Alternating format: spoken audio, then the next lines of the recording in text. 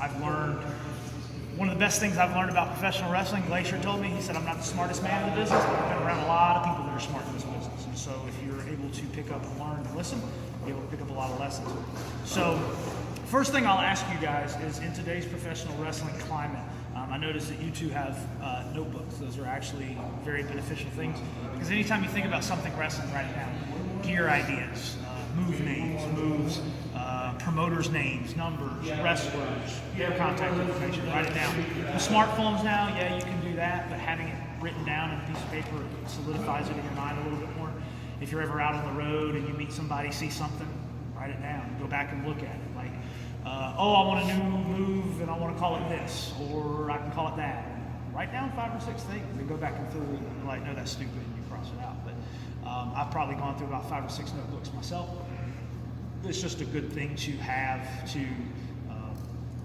you do it in school, you do it in college, so why wouldn't you do it if you're choosing to do a chosen career path? Before I go any further, the importance of social media in pro wrestling is very important. Actually, I had a guy hit me up on social media yesterday and was asking me how to get involved in the Ring of Honor Top Prospect Tournament. He feels that he just needs an opportunity and this and that. And I was like, yeah, I'll give you a hand. And I looked at his social media profile and he didn't have anything wrestling related since July. So first of all, how can people give you an opportunity when they don't even know you're a wrestler? So you need to have, there's a saying in promoting pro wrestling, if they don't know, they can't go. And the same thing as being a pro wrestler. People don't know you're a pro wrestler. How are they expected to book you or to try to get you involved in an event? If you are training, if you were traveling somewhere, if you're at a show, share posters, share events, do all that stuff. Even if it's not your event, even if it's not something that you're personally involved in, if it's someplace you want to work. Facebook analytics are great because promoters can say, hey, this person shared my post. Hey, this person commented on my post. And if you're somebody trying to get an opportunity at that promotion, if you've been sharing their stuff before you even approach it, more likely to kind of listen to what you're doing, because you're doing that stuff outside of it. You're doing it selflessly. You're doing it to help other people, not just to help yourself. So with that being said, how many people here sitting here listening to me actually posted on social media today that you were going to be here for the seminar? Case in point, right? Let people know you're doing stuff. A couple things. One, it lets people know that you were trying to better yourself. You're trying to better your skill set. You were trying to learn. You're networking. You're becoming better. You were being a student of the game. Then also, it puts me over, which helps me out. I like that.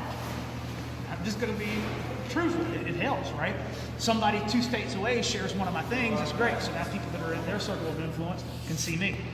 I can see them. It just helps out. People say, hey, I'm trying to get my foot in the door in X state. How do I do that? Well, have you tried Google searching pro wrestling in X state? Like, it's simple. Help yourself. Yeah, out of the 100 research or search results that will come up, maybe 5 of them aren't in business or don't run regularly. Yeah, you got to do a little bit.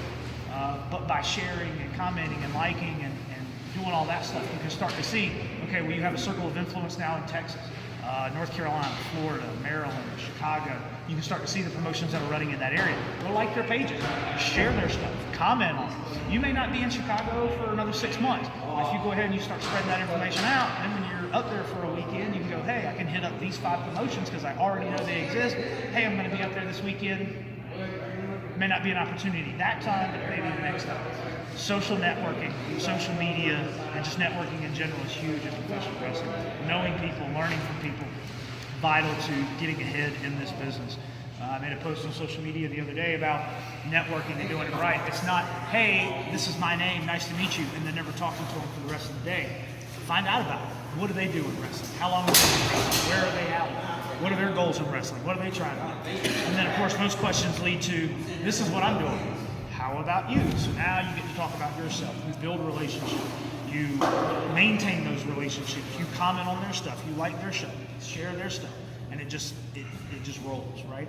I can always tell when somebody has talked about me because I get an influx of shares, likes, friend requests, etc. I just recently got mentioned in some media a couple days ago, and I've had a flood of friend requests the past 3 days. It's exhilarating. It's cool. It's awesome. It's the name's getting out there. And as a talent, you are your own brand. You have to advertise it. You have to put that out there. You have to let people know that's what you're doing. Hey, I'm wrestling here. Hey, I know this person here. Hey, this group, I know them. They're wrestling over here. I'm not involved, but you should go check them out. That is intangible return on your investment.